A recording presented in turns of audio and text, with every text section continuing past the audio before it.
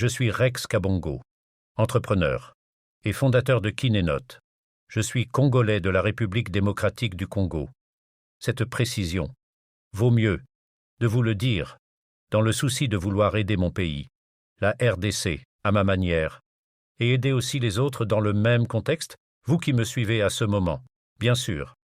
Si mes conseils vous sont utiles, il est important de bien savoir utiliser son temps, car faire du bien aux autres, en réalité ça profite à nous-mêmes. En RDC, mon pays, les gens ont du mal à reconnaître leurs fautes ou bien les erreurs qu'ils commettent. D'après notre société, on dit que quelqu'un a du caractère lorsqu'il accorde plus d'importance à ses propres opinions qu'à celles d'autrui. Dans ce vidéo, je vais vous présenter de quelle manière nos déséquilibres identitaires suscitent de l'égocentrisme qui agit contre les autres et contre nous-mêmes. Cette attitude contribue à faire le vide autour de nous, ce qui cause de la détresse, de la déprime et rend encore plus malheureux. Il est possible de sortir de ce cercle vicieux. D'après mes pensées, moi Rex, si je peux conseiller mon avis pour nous aider à finir cette maladie d'égocentrisme. Maintenant, restez calme, suivez-moi attentivement. 1. La première chose, il faut le savoir. Pour résoudre un problème, c'est de l'accepter, c'est de le reconnaître.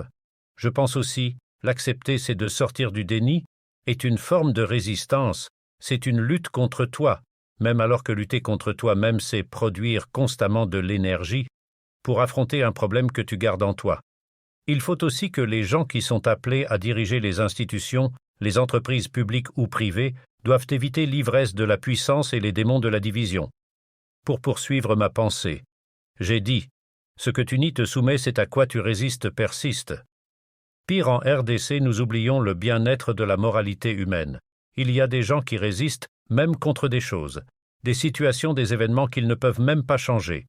L'égocentrisme, le refus de reconnaître ses fautes, l'absence de l'autosanction, les comportements qui détruisent la souveraineté d'un peuple. Je peux aussi dire c'est un comportement qui pénalise en 80% les Congolais en particulier et en général l'Afrique. Voilà pourquoi.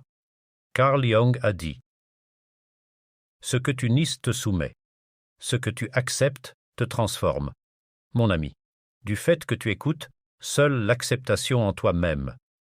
Tu te permets de se transformer et de transformer le problème en solution.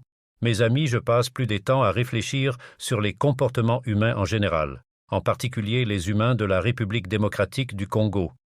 Maintenant, j'attire votre attention pour ceux qui me suivent, du moins, à savoir que si le problème de notre peuple congolais relève du caractère, que ce caractère est né de quelque part, ce qui veut dire qu'on peut aussi le résoudre. Mais comment? Justement ce que je suis en train de vous dire, pour changer un caractère négatif, il faut penser positivement, ensuite prendre une décision, à savoir que la décision et la pensée sont bien les deux domaines spirituels. Seuls ceux qui pensent en esprit et ceux qui décident en esprit changent leur vie et le monde. Une décision se prend pas dans le cerveau mais en esprit, parce que le cerveau, il fait partie de votre corps, et votre corps, ne pas vous et vous.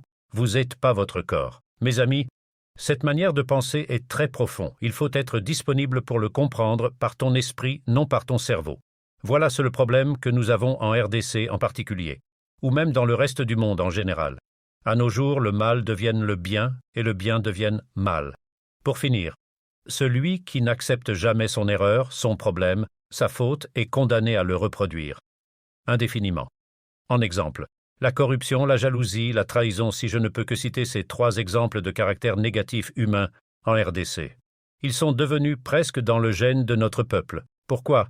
Et là, Carl Jung va préciser, ils disent « Ceux qui n'apprennent rien des faits désagréables de leur vie, forçant la conscience cosmique à les reconduire autant de fois que nécessaire, pour apprendre ce qu'enseigne le drame de ce qui est arrivé. » Alors ce qui arrive est que générations après générations, en RDC, le même problème du caractère destructeur persiste.